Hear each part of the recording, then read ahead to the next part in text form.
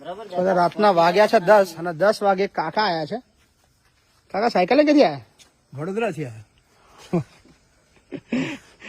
રાત્રે 10 વડોદરા કેલનપુર બાજુ જતો પેલો રસ્તો આવે છે ને શુભ રેસિડેન્સી, ત્યાં 1 મિનિટ. કેલનપુર પાસે શુભ રેસિડેન્સી ગામ છે. સાયકલે નીકળ્યા હતા? હા, કેટલા વાગે નીકળ્યા હતા?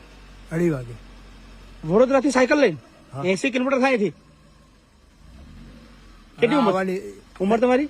67 વર્ષ. 67 વર્ષ. પરંતુ આ મહિના પછી બીજી તારીખ આવશે ને ત્યારે મારી વર્ષગાંઠ છે. 68 પૂરા થઈ જશે. 68 પૂરા. બાપરે. કોણ છે તમારા ઘરમાં? છોકરાની વહુ અને છોકરો બી છે. બાપરે બાપરે. કાઢી મૂક્યા?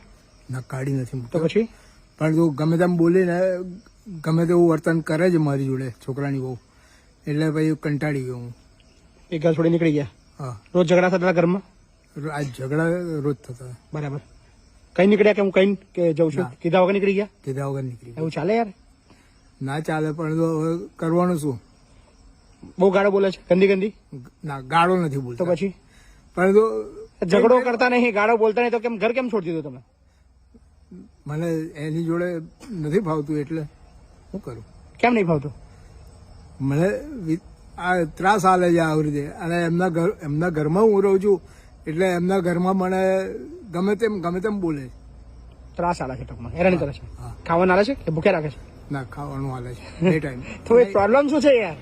2 ટાઈમ ખાવાનું હાલે છે, પરંતુ 1 કપ ચા બી સવારે બી નહીં કે સાંજે બી નહીં, ચા બી નહીં, કશું જ નહીં. અચ્છા, ચા નહીં હાલતા, ખાલી હા, જમવાનું હાલે છે? હા, જમવાનું હાલે છે. અને તે બી ઘણી રોટલી હાલે છે 3. બસ પતી ગયું. ગણીને આપવાનું છે? હા.